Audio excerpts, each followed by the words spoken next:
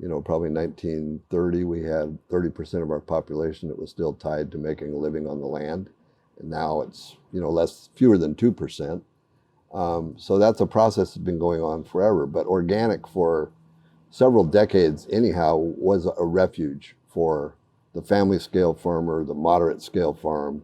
If they could figure out how to grow good quality organic product, they was sustained by a marketplace that had significant premiums. Problem is, when you if you continue to have the downward pressure on price, something has to give. So the integrity of the system has to be compromised. The integrity of the resource base that you're working with, soil and water, is a lot of pressure on it, and your labor force too that you use. You have a tendency, if you're being exploited, you wind up exploiting the soil, the water, the people that work for you. I mean, it's the story of American agriculture.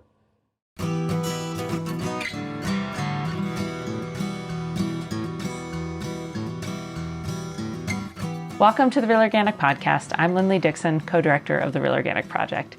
We're a grassroots, farmer-led movement with an add-on organic food label to distinguish organic crops grown in healthy soils and organic livestock raised on well-managed pasture. You just heard from Tom Willey, a longtime California vegetable farmer who participated in organic reduced tillage trials. You'll hear Tom express his opinion just as his wife Dennesse did in last week's interview about a preference for using some amount of chemicals to grow food over any amount of tillage. This isn't a belief that either Dave or myself or many real organic farmers share, nor is it the first time we've heard it. But the Willeys are not the only people who feel this way, so we hope that you'll listen to today's episode and the next one thoroughly and decide for yourself whether or not it's okay to use herbicides to get to no-till. It's an important discussion that all of us within the organic movement must be prepared to speak to, since chemical no-till is the climate-smart agriculture that the USDA is supporting.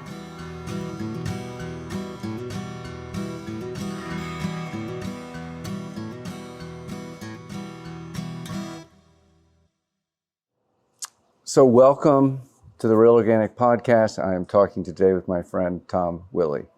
And welcome, Tom. Tom has been a lifelong organic farmer. He was with one of the agrarian elders that was pulled together representing some of the organic pioneers from around the country. And I'm actually going to talk with Dennesse about a lot of the history of your farm and that experience. Even though you've sold the farm, you're still pretty active and you're pretty engaged in many of the issues that we're all dealing with. So, as they say, they can take the boy off the farm, but you can't take the farm out of the boy. And also, you said I'm a lifelong farmer, but that's not true, because I did grow up in the city, in the suburbs of Los Angeles, and only got a wild hair to become a farmer when my late 20s, I guess. Yeah. Great. So tell me about that. We'll do a little bit of history. So how did you become, what was that inspiration to become a farmer? Well, I had gone to University of California, Berkeley, gotten a degree in sociology, along with legions of people in the late 1960s, and I was out reforming criminals, working for the California Youth Authority. And that was actually kind of giving me a pretty sour outlook on the human race over time, and so I decided that probably wasn't the best career to continue pursuing indefinitely. And I was stuck up in Ukiah, California, up in Mendocino County, some of the wine country, without a job in the month of October, and so I went out and picked wine grapes, and I kind of got romanced by that, and fooled around for another year or so in the prison and parole business, and then moved to Fresno to study viticulture, or growing grapes, and along with my best friend who studied enology, or making wine, and we were going to be the next Ernest and Julio Gallo. Didn't quite work out that way, but the grape business was in a little bit of a depression or a recession when I got out of it, and the first job I got was on a vegetable farm, and that was the end of that. I've been growing vegetables ever since, but I still love and support the the vine and wine business by drinking a little dose of red wine every evening to keep my health. So when you started growing vegetables, did organic exist? Did you consider what you were doing organic? Hardly. My first job I got was on a 10,000 acre row crop farm south of Merced in the San Joaquin Valley. And no, organic agriculture, I had not heard of it. I was trained in conventional agriculture, nozzle head agriculture at Fresno State University. And I had no reason to question the wisdom of the conventional farming system at that time. About when was that? Like 1975, 1974. Okay, so when did you hear of organic agriculture? When did that come into your world? Probably after we actually started our own farm. I worked for that large farm and another 1,000 acre farm on the west side of the San Joaquin Valley for a year or two. And then I knew in order to start our own farm, we had to get out of the 1,000+ acre country and move over to the east side of the valley, over near Fresno. So we did. We rented 20 acres for $25 an acre on the urban fringe of Fresno and started farming vegetables on our own. It was probably a couple years in that I got wind of the New Farm magazine, which was a magazine that Rodale published aimed at commercial farmers versus gardeners. And I don't know exactly when they started. Anyhow, I started reading that magazine. We started our farm conventionally. We were operating our farm conventionally. And I started reading that magazine and kind of got an epiphany about organic agriculture.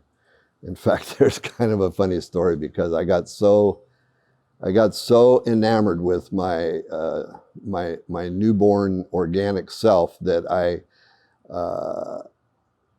got in touch with the editor of New Farm magazine, asked him to send me a bunch of crates of back issues, and I took those to the Fresno Farm Show and rented a booth, and I was going to convert all the rest of the world to organic agriculture, and wound up taking all those magazines back home and putting them up in the rafters in the garage until I decided to throw them away some years later, because there weren't too many people in the Fresno area that were interested in organic agriculture around 1980 or the early 80s.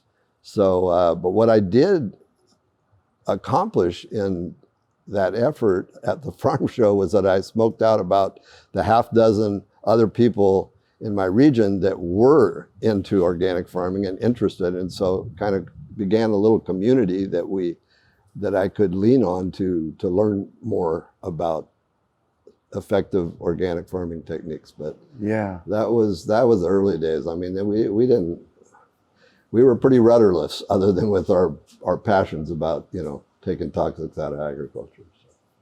I think Bill Liebhart told me a story when he came out to California. He was the scientist at Rodale for a while. Yes, and then he ran an organic project here for the University of California. Yeah, and he said he did a program with Extension over in the Valley, and I think he might have had Dru Rivers and maybe Paul Muller come with him, and the lead Extension agent said, nobody wants to do this. They're going to hate it. This is crazy.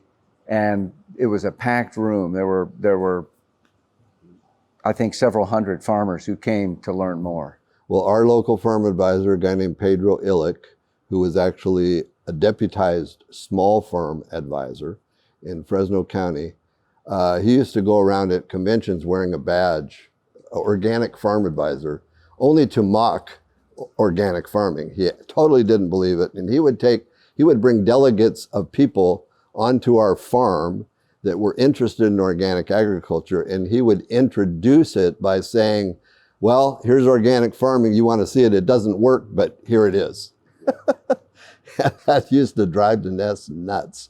Pedro Illich did, but God bless his soul, he's long since passed away. Yeah. So it started with at the very least, an audience of farmers who were doubtful, and at worst a hostile audience.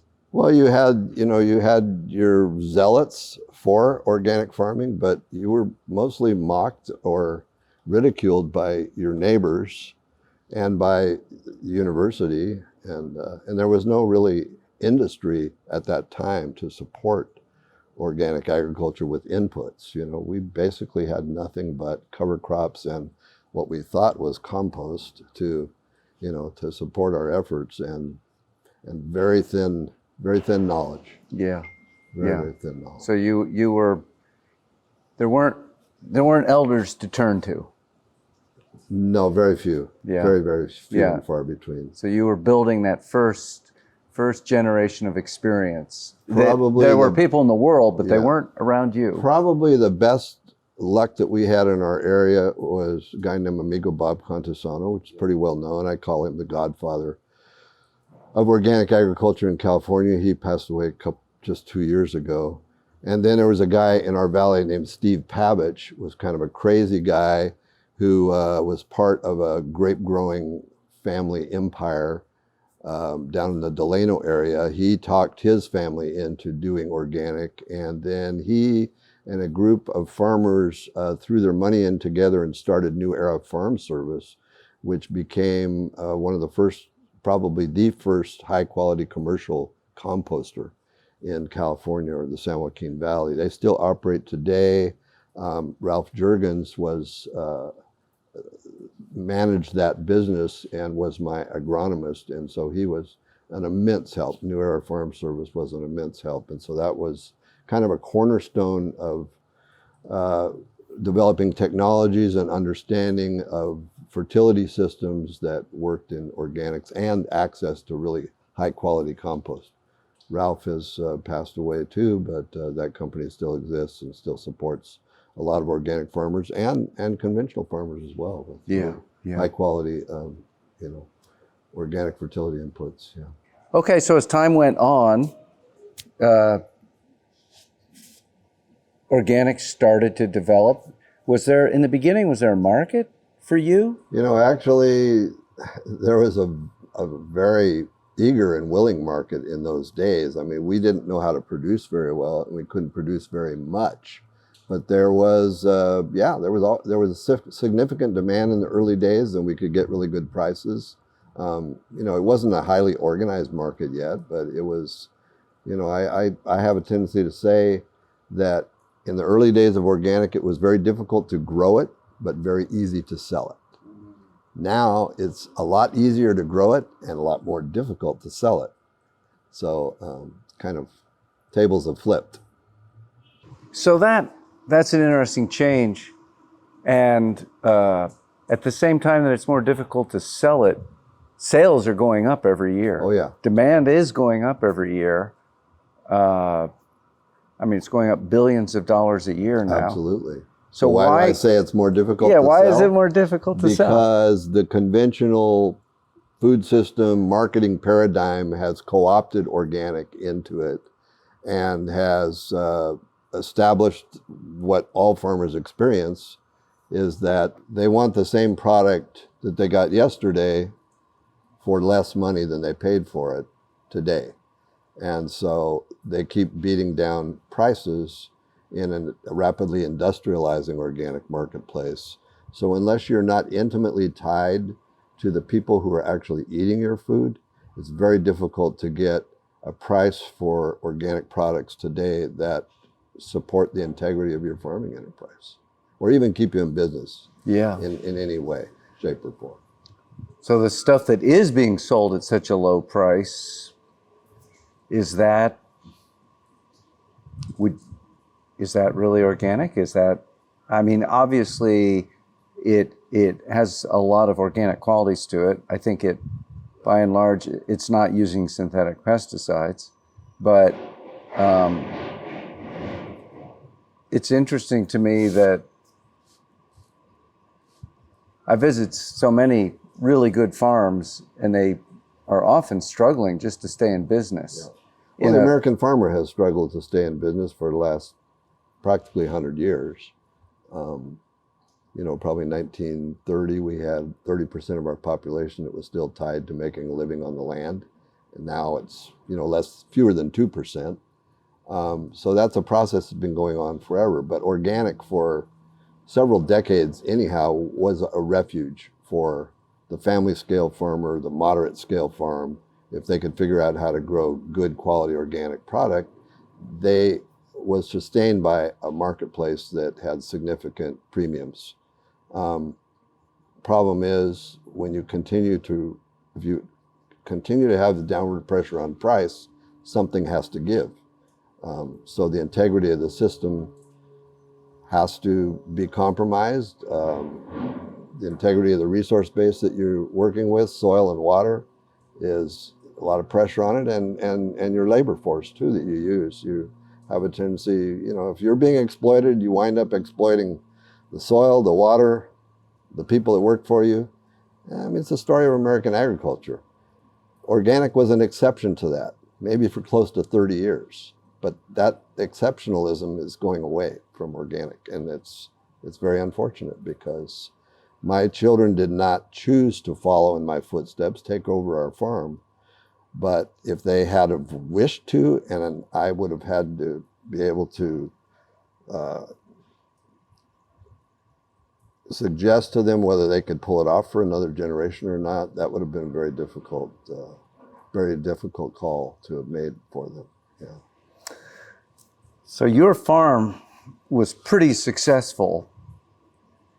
As organic farms go, you were well established. You had a crew that was skilled and had been there a long time.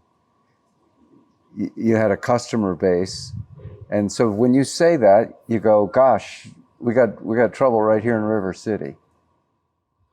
Yeah, we had a very successful farm. We made profit every year that we were in business. Once my wife joined the farm after 5 years, she supported the family as a registered nurse for the first 5 years while I tried to figure out how. My job was to not lose money farming at that point.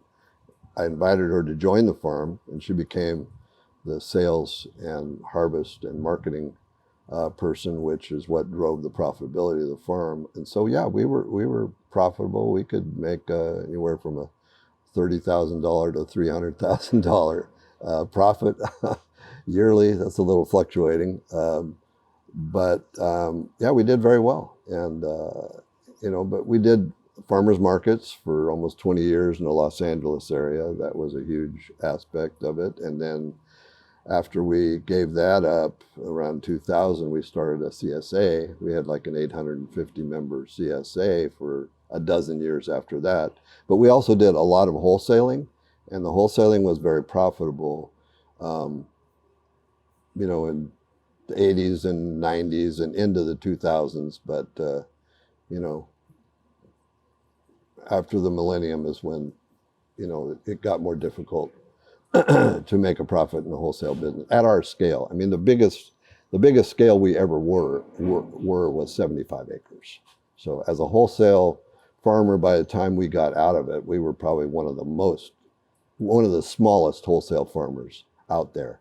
Even farms in California now of 200 to 400 acres struggle to be successful in the wholesale market. They still have to seek, either farmers markets or CSAs or some kind of intermittent relationship to direct sales to the people who are eating their food. It's hard for a organic farm of a couple hundred acre scale in California to make it on wholesale business. In wholesale, because they're competing with farms that are Well, 5,000, I went to the acres. Organic Growers Summit last December. The organic community is kind of bifurcated now in California. We've had for over 40 years the Ecological Farming Conference, which was started by Amigo Bob and a couple other people. That's Amigo known Bob as Constantine. Eco Farm. Yeah, Eco Farm. And in the last few years, the bigger folks that have gotten into organics have started something they call the Organic Growers Summit. And I was privileged to be able to present to them last December about our no-till experimental efforts. The gentleman who won the Organic Farmer of the Year award at the Organic Growers Summit last year, he farms 36,000 acres of vegetables, all the way from into Mexico, all the way to the Canadian border. And a very large portion of that is organic. So, and I just went to the Salinas Valley yesterday and visited an organic producer that's growing 26,000 acres of vegetables. So that's kind of the scale that it's gone to now. And so, and with that scale, they're able to reduce price, and so the price goes down, so a smaller producer has trouble competing. Do you think that the smaller producer, that the product they offer has a qualitative difference? I'm not talking about necessarily appearance, but taste, nutrition. Is there a reason that... I think it's the method of farming or the skill of farming. I think there are some very large operations that produce very high quality product. And there's some very small operations of farmers who are not very good that produce some poor quality products. So I've said for a long time that probably the best conventional produce can be better than the worst organic produce, but the best organic produce outshines, the best conventional produce under the best systems. So you can't say big is bad and small is good. When you're talking about the qualitative product from the farm, it all depends on the system and the skill and the artistry of the farmer that's operating either one of those systems. So, yeah, we have a couple of large-scale organic farms in California that have a long-standing reputation of doing a very high-quality job of cover cropping, composting, and putting out a really good quality product. But then there's a lot of other newbies and newcomers that are kind of, they're shaving the corners and they're doing input substitution. And I'm really, really looking forward to a lot more results out of the Bionutrient Food Association's efforts to measure nutrient density in samples of produce from all over the country. And we get down to brass tacks in that, what Dan Kittredge says, who's the founder of that, he says that labels don't count, practices do. So yes. It's not what you're called, organic or regenerative, it's what you do on your farm. Yeah. It's what makes the quality of your product. So Could hopefully we'll get to the bottom of that one of these days soon. Could you explain for people what you mean when you say input substitution? Well, I think as I mentioned before, when we started organic farming back in the early 80s, there were no 5-gallon buckets of organic fertilizers or sacks of organic fertilizer that you could go to the farm store and buy. All you had was compost, which may not have been of great quality because we didn't really understand the qualitative values around compost in those early days. And you had cover crops. You had really nothing else to work with in crop rotations and that sort of thing. Now you can go to the Tulare Farm Show, which is, 500 acres of goodies, and there's an entire circus tent full of organic input products, bugs in a jug, 5-gallon buckets of every kind of organic fertilizer you can think of, sacks, truckloads, so you could kind of ignore the cover crop and compost thing, and you could just go to, I just draw a line between whatever I was using in conventional with the equivalent in organics, and then boom, I'm an organic farmer. That's what a number of operations are doing. And unfortunately, the lack of rigor in the National Organic Program law and the certification process actually lets operations like that, sneak under the tent flap. And it's unfortunate, but that's the situation we have now. A friend of mine said his son was at Fresno State and he took a course in organic agriculture. My friend is an organic farmer out here. Yeah, they only have one course one time a year. And he said the course was really focused entirely on input substitution. Yeah. Yeah, instead of this commercial synthetic product, you can use this commercially Exactly. available, not synthetic product. So that option wasn't available to us in the late 70s, early 80s. Now it's very available. There's Yes. a whole suite of industries out there that are producing, organic input, organically approved inputs for farm production. And so,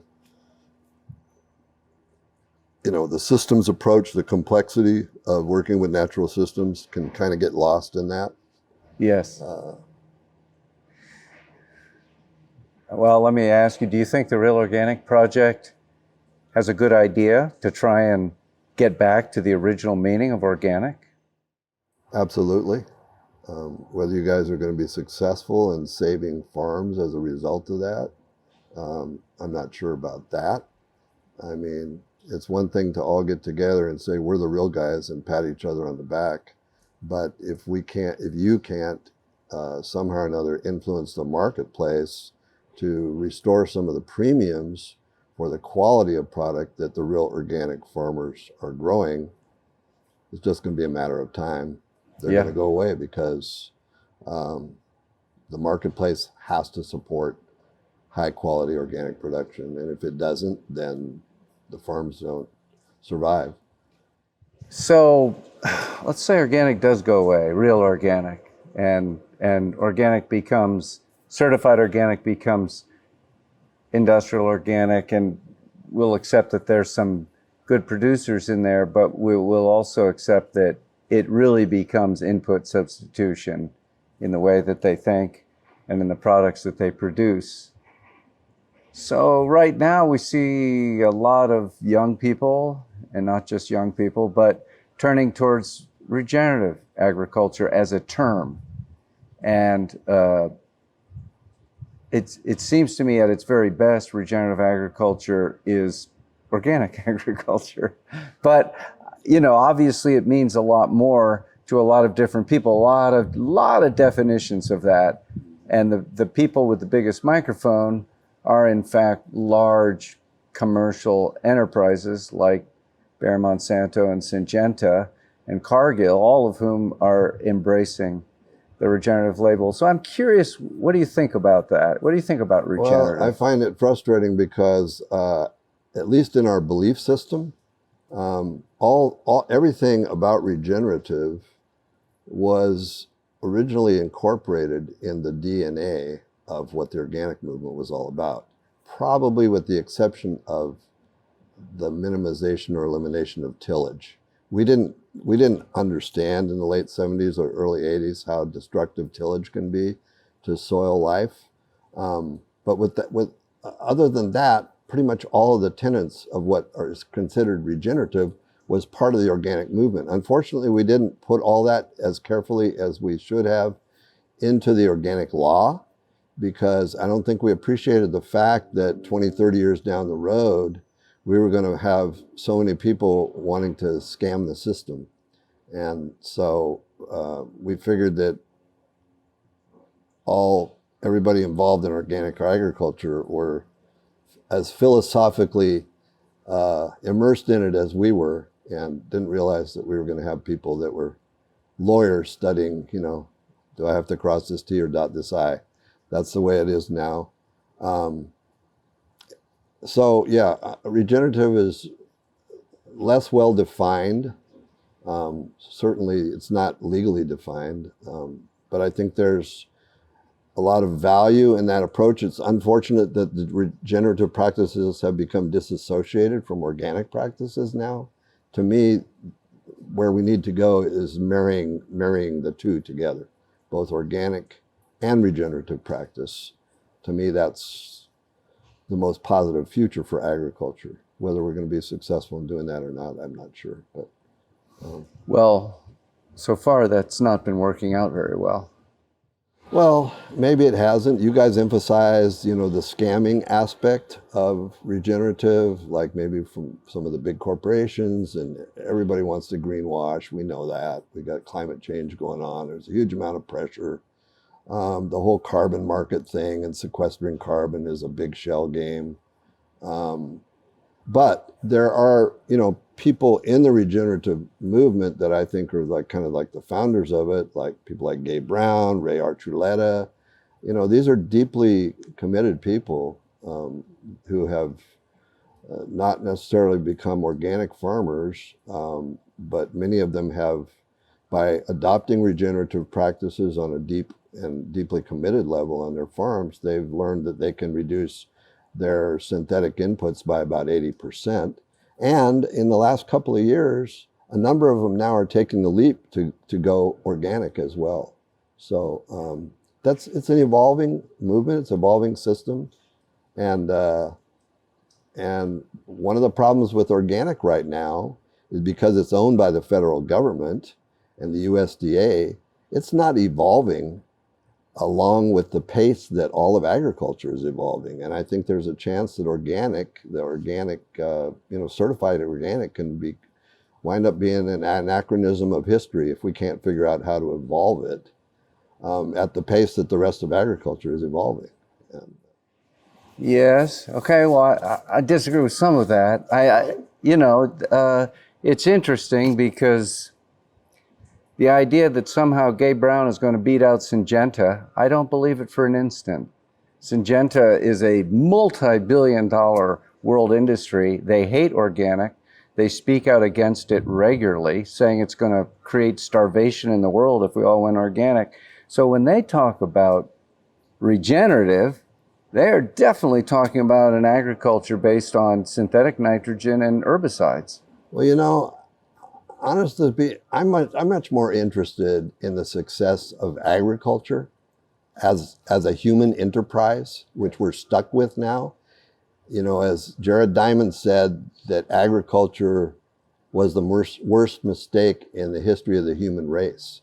And it may have been 10,000 years ago, but we're stuck with it now. And there's no way that 8 billion people can survive on this planet without figuring out how to make agriculture work. So I think organic, as we understand it, is a baby step in the direction of evolving agriculture to where it would be permanent and in harmony with the natural systems upon which it depends for its productivity. But organic ain't the end all and the be all. And let's be honest about it. A bunch of the nitrogen that we use in organic, it's Haber-Bosch conventional synthetic nitrogen, because I just grew a feed crop for a bunch of cows. They ate it through their front end. When it comes out their rear end, all of a sudden it's wholly nitrogen. Well, where did that nitrogen come from? Came out of a Haber-Bosch crop. You cut off that kind of nitrogen from organic agriculture, see what happens. It's gonna, Well, you know how I feel about it. I want the cattle to be eating pasture, not eating soy and corn that was fertilized with Haber-Bosch. But you can use in your organic system, and yes. you maybe very well do, basically disguised Haber-Bosch nitrogen that goes through some animal, and when it comes out the rear end of the animal, it's legal organic nitrogen. And so I'm not saying we can't do everything, have high productive agriculture with strictly biological systems, but we don't know enough about biological systems yet. We don't know how to cooperate with them as well as we might be able to. There's vast frontiers in that to be discovered and learned to kindly manipulate with, but we're not there yet. So to me, really, the future agriculture might be combining the best of organic and the best of conventional systems. If we're, going to feed 8 billion people and not ask half of them to go with Bezos off to Mars or something, because there's a lot of demand, you know, and we got climate change going on right now. I mean, we are up against some challenges in the human species that, well, we haven't seen for 10,000 years, I suspect. Yeah. So we organic people, we got a piece of the solution. We don't have the whole solution. Nobody has the whole solution. Thank you for listening to the Real Organic Podcast. Our movement is growing because you're subscribing and sharing these podcasts with your friends. Keep it up and leave us a rating and a review as well. As always, you can find a video version of this interview at realorganicproject.org or on our YouTube channel. Join us next week when we'll continue our conversation with California farmer Tom Willey and hear more about how he sees organic agriculture's role in the future of food production in the face of the climate crisis.